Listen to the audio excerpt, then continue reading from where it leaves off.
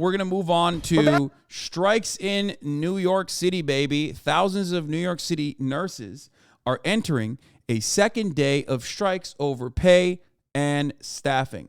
That's right. Okay. Let's take a look at what's going on. Back with day 2 of the nurse strike in New York City, thousands of nurses walked out of 2 major hospitals saying low pay, long hours, and minimal staffing are causing many of them to feel burned out. Many say patient care is also at risk because of the conditions they're forced to work in. NBC News correspondent Von Hilliard joins us now from outside Mount Sinai Hospital in New York City with the very latest on all this. Von, good morning to you. So we're now in day 2 of the strike. Remind us, why are these two sides at an impasse, and what are you hearing from nurses right there on the front lines of this strike? Yeah, good morning, guys. We're now at 24 hours in which this impasse is taking place. Negotiations continue not only here at this Upper East Side of Manhattan hospital, but also as well as a hospital in the Bronx. We're talking about nearly 7,000 nurses who are now on strike here. Resources have had to been shifted to these facilities from public and private agencies as they try to make up for the absence of these nurses inside of these hospitals. But I want to let you hear from Amanda Smith. She is one of those nurses here who I met yesterday evening, who is on the front lines of this picket. Take a listen to part of our conversation. We're here for our patients. You know, they say safe staffing saves lives, and the nurses working at Mount Sinai are working under bad patient to staff ratios, so we're here for better staffing conditions. In just about an hour ago, the Nurses Association here in New York City tweeted, "Can't stop, won't stop until we get a fair contract." The nurses who we've had conversations with over the last 24 hours insist this is more than compensation, but this is about the staffing shortages inside. And you heard Amanda note there that the ratio of patients to nurses is too high and that they need backup. Guys? So, Juan, with over 7,000 nurses on strike and both hospitals full of patients without care, how is the State Department of Health handling the lack of nurses inside these hospitals?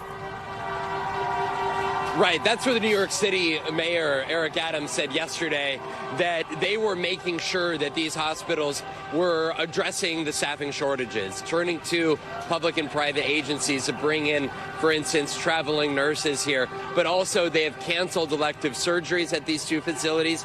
They have also directed ambulances away from these 2 medical centers. You know, we heard from a new mother yesterday with the child who's in pictures.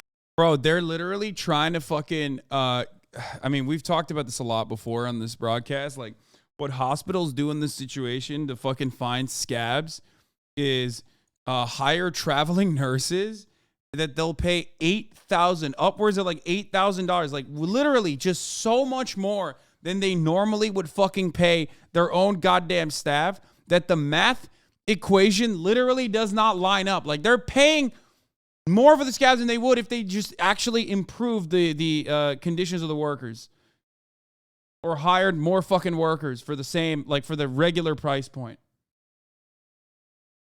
And they had to actually take the mother and the child to a different hospital facility. But I want to let you just look at a part of a statement here from the New York Department of Health here, in which they say, quote, "The department has deployed surveyors to the affected hospital."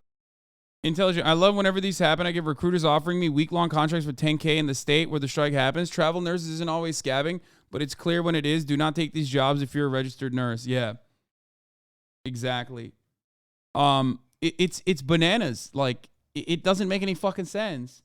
I mean, it does make sense when you think about it from the perspective of, like, they would rather teach a lesson, and in the long run, they can bully the fucking workforce into submission with traveling nurses that are scabbing so that they can turn back to business as usual, okay? I work at a hospital, and that's the exact reason when we won our last time contract, scabs cost 4x our pay, yeah. This is done in pretty much every fucking industry, obviously. It's not unique to just, like, nursing, but it's crazy. And it's being done in your faces. If you're a nurse and you see this and you get frustrated, understand that they're doing it deliberately, because, like, they're saying, like, I mean, they want to punish you. They don't want you to fucking strike. They don't want you to have better conditions in your workplace. And ironically, of course, those conditions are conditions that actually make it worse for the patients overall too. When you don't have enough staff for your current patient number, you're not going to be able to provide adequate care for the number of patients. Travel nurses, of course, don't get the many benefits that you would have if you're a full-time staff, which is also, that's the reason why they use travel nurses. Because in a long enough timeline, that those benefits that you have to pay out are considered to be costly.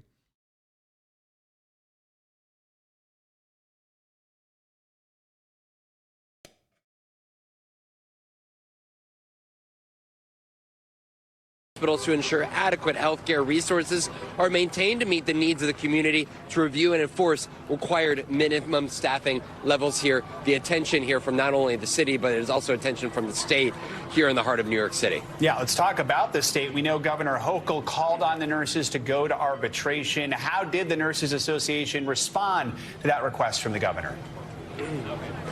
Right. The night before this strike went into effect, Joe, it was Governor Kathy Hochul who called on the two sides to meet in binding arbitration, essentially having these two sides work out a deal with an arbiter. But ultimately, it was the Nurses Association that declined that offer, and you heard from the hospitals that pushed back against the Nurses Association, saying that they've left not only a good deal, a good fair contract on the table, but now are also declining this binding arbitration that the governor put forward here. That is really leaving to questions as to what the Nurses Association wants here from the hospital. The Mount Sinai Hospital here yesterday put out a statement saying that the deal that the Nurses Association has in front of them is a good one, and that they are the ones that are leaving their patients out in the cold and in need. These are tough negotiations that have real life impacts, but the nurses insist that they're doing it to ensure that there's better long-term care for those very patients. All right, guys. Von Hilliard here in New York. Thanks for watching our YouTube channel. Follow today's top stories and breaking news by downloading the NBC News app. How do you look a fucking... Wait, what? Andrew Tate. Oh, this is crazy. I want to watch this. Andrew Tate has had a very eventful... We're back with day 2 of the nurse strike in New York City. But I mean, this is absolutely slanted against the nurses. Like, how do you find yourself looking at an entire sector that specifically works to keep people alive, okay, that do an insanely difficult job, that are simply demanding to hire more fucking nurses that the hospitals should hire so that they can provide better care, and you still end up cutting this kind of coverage that like doesn't uniformly agree with the nurses, okay? It just, doesn't that trigger some sort of filter in your brain as like a human being when you see something like that, when you're like, well, this seems fucking weird? Like, how are you going to be like, oh, these fucking lazy ass nurses, bro? Like, in New York City! In New York City! When we talk to nurses that work here for about 30, 40 years, they're saying there's never been a strike. And take a stand. Here they said they've always come close, but it never happened. So for it to happen at a New York hospital is pretty monumental. The most important reason why we're here is because of chronic understaffing that has gone on for years, that has left nurses burnt out, patients in unsafe conditions. Staffing is like the glaring issue here. We had as many as 800 vacancies a few months ago. It's down to 550, I understand. The hospital could be hiring more people. That is what it is. They are saving a lot of money right now by having 500 open vacancies. This has a lot to do with the pandemic. I think it was bad before the pandemic, and it's gotten much worse. We are essential. We are not essential. We are essential. It's an extremely difficult decision. We weren't, in that room until 1 o'clock in the morning doing. yeah, I think what we need to do is make sure that we have more cops, I think. No, I will not elaborate. No, I will not say anything further. I just think there's a real understaffing in the police force instead. And that's where government funds should go towards. And we should never, this is why we don't deserve, and hopefully we'll never get socialized medicine. Negotiations in September for no reason. This is not a decision that we wanted to make, but we made it because we feel that this is the only thing that we can do at this point. It's a big conflict. It really is, because you're leaving your patients and you develop relationships with them. You get to know them. You get to know their families. So this is another sector that is like where a lot of women work. So I expect all of those like weird leftist accounts that are just simply reactionaries to be like, nursing isn't real labor, actually. You know, just like working at Starbucks or working in the service sector is not real labor. I can't wait for the fucking idiots to be like, well, gay people and women and even, dare I say, trans people are nurses. So clearly not a real job.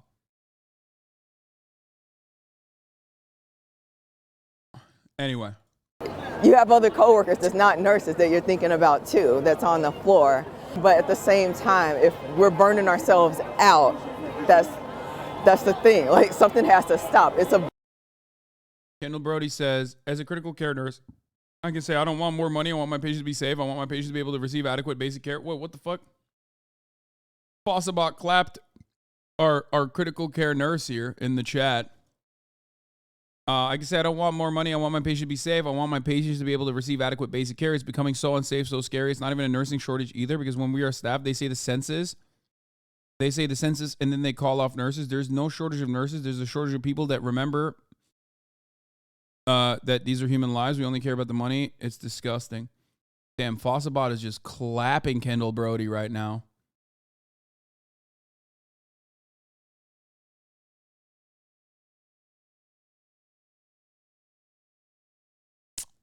Fascist bot. It was so important. Sorry, guys. Yeah, no, this is...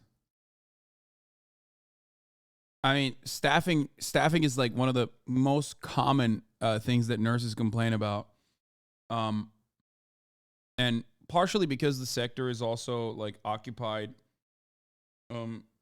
by large swaths of a large percentage of the sector is occupied by women. So it's like teaching, nursing, and any kind of like caregiving position, like industries that have like a higher percentage of women than other industries literally routinely get fucking axed. And the consideration for them is like social work is another one.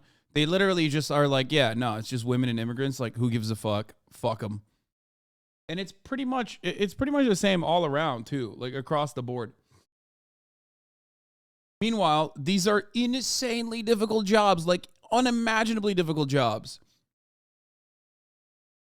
Are you just saying women like to complain? Okay, shut up, Big Seth. It's not time for jokes. Come on. Do you think it's a nice try FBI moment, or Chad is just straight brainwash, calling unionization and strikes greedy? No, that's not nice try FBI. That's like the most common fucking, that's the most common point of anti-union propaganda. They're just repeating what their dads have told them. It's one of the easiest ways to like immediately try to cause a rift within the working class when there's any sort of like labor action happening, is by saying, oh, the people that are stopping work are lazy and they're greedy, and that's why they're stopping work, not because they have legitimate complaints. Another common one, as I talk about all the time, is the claim that that only the workers can stop the labor the labor haltage, okay? The labor stoppage. It's not. It's up to the management. It's up to the managerial staff to actually fucking end a strike. They can do it. They can end the strike by meeting the demands of the workforce, but they don't want to do that, and the media rarely ever covers it that way, and that is what's fucked up. That's why I always say the media is absolutely on the side of capital, okay? If you hear people talk about a strike, mention the demands of the workforce that are always reasonable, okay, that then exclusively surround the conversation about like what the workers are doing and why they won't stop fucking working, why they won't start working again, understand that if they're placing the emphasis and the blame of the strike on the labor force, they are not on the side of the labor force. They are on the side of capital.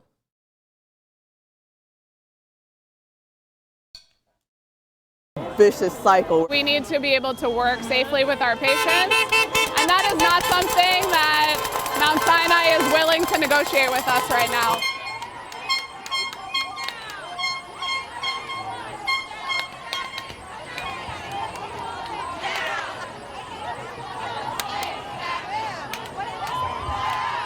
What I would say is that it is reckless to understaff a hospital, leading to unsafe conditions for our patients. We don't want to have to walk out, but we're here because we have been sounding this alarm for years and nothing is being done. Oh, this is a big deal too. We're going to talk about this as well. This pairs nicely with the conversation that we're having. Glacier Northwest v. Teamsters is the latest SCOTUS case that's flying under the radar, but you need to know about it. If a wealthy corporation gets their way, companies would be able to sue striking workers for the cost of lost revenue, spoiled products, and more. Be warned. Lost revenue from customers. That is fucking insane, dude. Okay? That is an insane additional extra burden to add on top of labor unions. First, they shut off, with Janus and numerous other decisions, they shut off the funding pool, okay? Now they're going after striking, the one tool that the workforce has, okay? The one tool that the workforce has still in this like sea of lack of adequate care is being able to strike, to stop the work.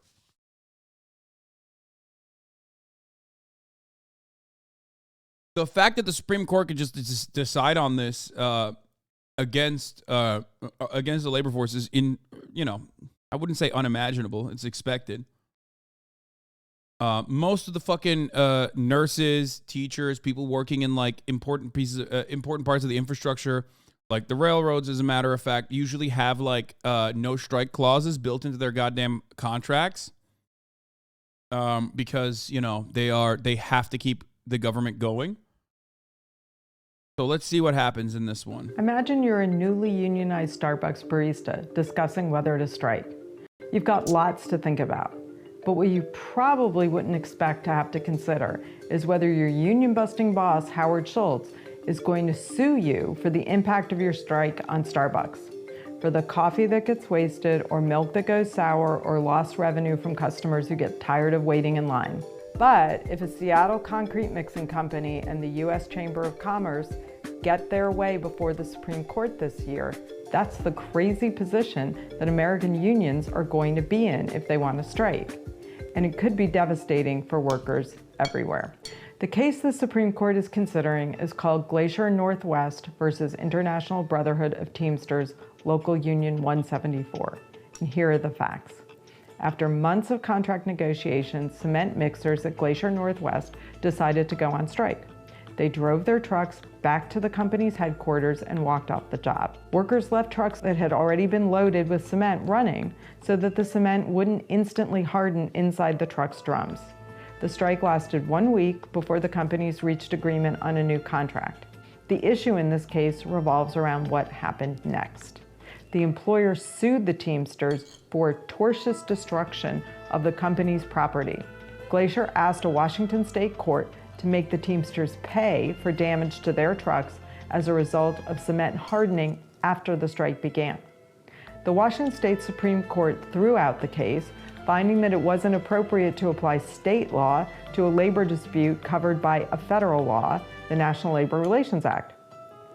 The state Supreme Court's decision rested on long-standing U.S. Supreme Court precedent that the National Labor Relations Board decides whether union conduct is protected by federal law or not. This should have been the end of the story. Unfortunately, it wasn't. As we've seen with the supercharged conservative majority currently sitting on the Supreme Court, no precedent is safe. To date, the Supreme Court has recognized the importance of the right to strike and allowed state law to sanction strike activity only when a union's behavior is so egregious that striking workers have lost the protection of the federal law. Think violence on the picket line or obvious vandalism at the employer's place of business. of course, endless amounts of violence that workers need to withstand on the picket line is completely appropriate because that violence is conducted in the hands of the police force, which of course has a monopoly of violence. It's the state's violent actors doing such things. So they can withstand that. That's totally legal and totally cool. But God forbid, the moment that you fucking break something, okay? Oh no. That would be unacceptable. But in this case, there are no allegations of violence, and the drivers even tried to mitigate harm to the trucks by leaving them running. Bottom line, it shouldn't be the union's job to make it as easy as possible for an employer to weather a strike. The whole point of a strike is to create an economic incentive for an employer to bargain. Yeah. This literally undermines the concept of a work stoppage. Okay? The entire point of a work stoppage is to make the bosses understand what happens when workers don't come into fucking work. So that's the point. You can't literally turn around and be like, yeah, now you have to bear the cost. That's insane. Now, of course, the Supreme Court can do whatever the fuck it wants, and we'll see.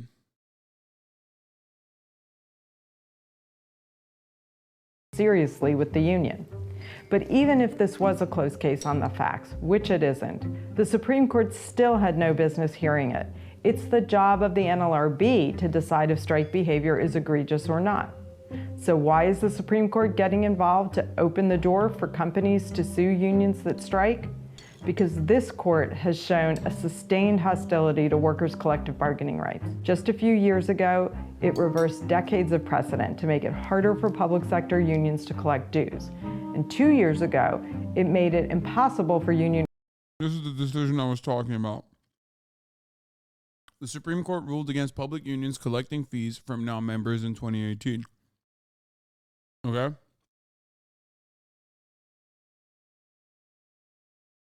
Like, this is the decision I was talking about. This decision greatly undermined the last, bastion of unions in the public sector.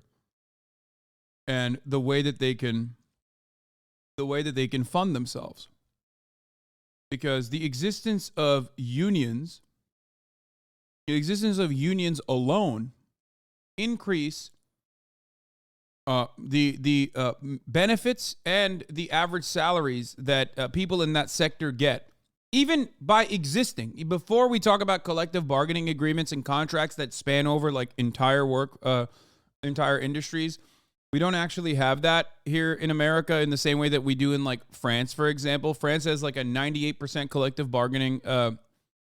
collective bargaining agreement that encompasses 98% of the entire labor force, even though only a much smaller percentage of the workforce is actually unionized directly, right? We don't have that in America. America is a 11% unionization rate, and the collective bargaining contracts they do not go across the board on entire sectors. But for that reason alone, it is understandable that you should be able to, as public unions, collect fees from non-members. But everywhere around the world, you see governments that even have labor parties like the UK or Australia increasing their hostility. Increasing their hostility towards any kind of labor action. Why are they doing that? Well, the profit rate has a tendency to decline. So the more profit rates fall, the more profit margins fall, the more you have to work on whichever part you can actually massage, whichever part you can actually squeeze, and that is the workforce. The workforce is more productive than ever before as a consequence of technological advances. So now you can get one guy to do the job of three, right? So instead of cutting the guys work hours by 3 and keeping the same level of employees, allowing that person to have great amounts of freedom in his personal life. You fire the other 2 and make the one guy do the job of 3. This is how it works. And this is how, while productivity has skyrocketed, wages have remained stagnant. Unions to collect dues. And 2 years ago, it made it impossible for union organizers to talk to farm workers in the fields of California. And now conservatives are plotting to make it easier for wealthy corporate bosses to be able to sue union employees just for asserting their constitutional right to strike. At a time of historic levels of worker organizing and public support for unions, it is exactly the wrong time for the Supreme Court to make the right to strike harder than ever for workers to exercise. But for the Roberts Court, it seems to always be time to side with corporate employers' efforts to undermine workers' rights. Yep.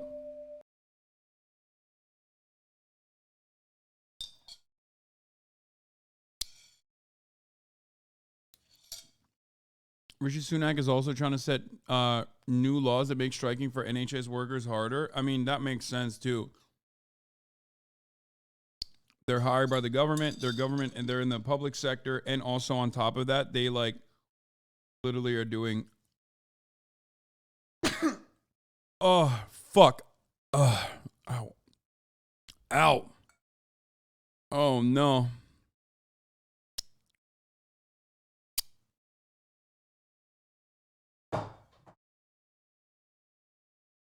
I'm dripping.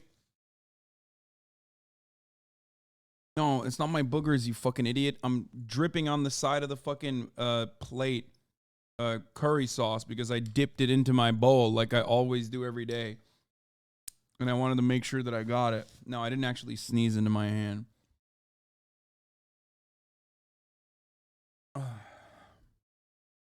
I mean, I sneezed into my hand, but nothing came out. It was a spice sneeze.